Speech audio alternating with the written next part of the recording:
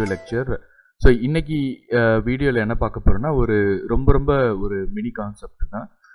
போன கான்செப்டில் போன வீடியோ லெக்சரில் நம்ம ஃபோர்காஸ்டிங் டெக்னிக்ஸ் பார்த்தோம்.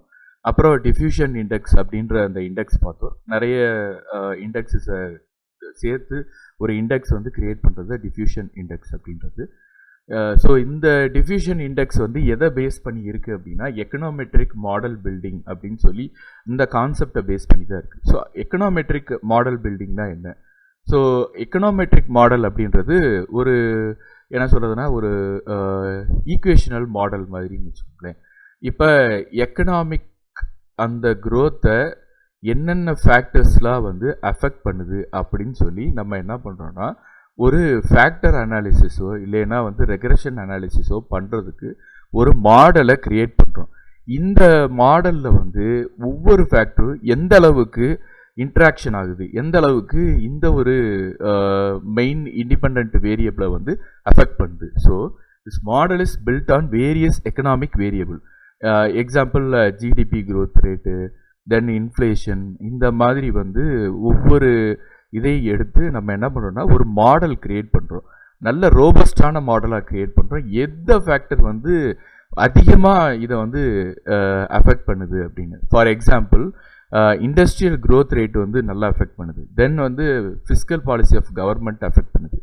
ஃபாரின் எக்ஸ்சேஞ்ச் ரிசர்வ்ஸ் அஃபெக்ட் பண்ணுது. Then growth of infrastructure facilities economic க்ரோத்தை அஃபெக்ட் பண்ணுது. Then global economic scenario, economic and political ஸ்டெபிலிட்டியும் ஒரு கண்ட்ரியோட எக்கனாமிக்கை அஃபெக்ட் பண்ணுது. ஸோ இந்த மாடல் நான் சொன்ன மாதிரி ஏதோ ஒரு ஸ்டாட்டிஸ்டிக்கல் டூல் மூலமாக நம்ம ஒரு ரோபஸ்டான மாடல், இந்த மாடலில் எப்படின்னா இந்த ப்ரெடிக்ஷன் அக்யூரேட்டாக இருக்கும். ஸோ இந்த எக்கனாமிக் அனாலிசிஸ் பார்த்திங்கன்னா பண்ணுற அனாலிசிஸ் கரெக்டாக எக்கனாமிக் ஃபோர்காஸ்டிங்கை கரெக்டாக பண்ணும்.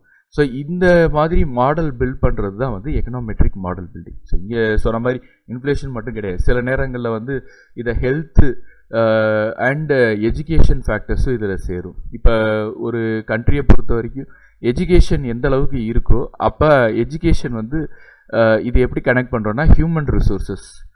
ஸோ ஹியூமன் ரிசோர்ஸஸ் நல்லா இருக்குது அப்படின்னா அந்த கண்ட்ரி ஃப்யூச்சரில் பொட்டென்ஷியல் க்ரோத் இருக்கிறதுக்கான சான்சஸ் அதிகமாக இருக்குது. அதே மாதிரி ஹெல்த்து எந்த கண்ட்ரி ஹெல்த்தி நேஷனாக இருக்கோ, எந்த கண்ட்ரியில் அந்த health care sector and mortality rate, இறப்பு விகிதம் அதிகமாக அது கம்மியாக இருக்கோ அந்த nation economically good progressing.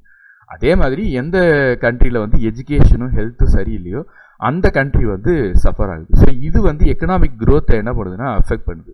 So இதையும் நம்ம மாடலில் ஜாயின் பண்ணுறோம்.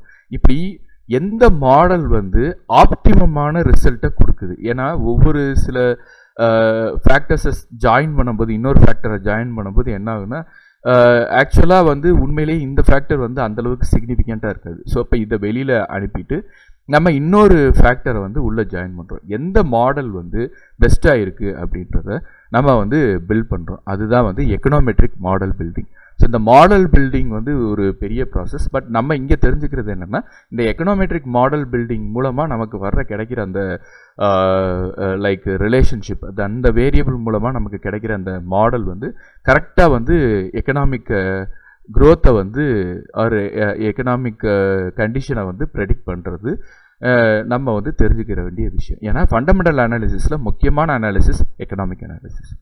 ஓகே, நாளைக்கு வீடியோவில் நம்ம என்ன பார்ப்போம்னா இண்டஸ்ட்ரி அனாலிசிஸ். ஸோ இந்த இண்டஸ்ட்ரி அனாலிசிஸ் அகைன் ஒரு பெரிய டாபிக். நம்ம நெக்ஸ்ட் வீடியோவில் இண்டஸ்ட்ரி அனாலிசிஸ் உள்ளே போவோம்.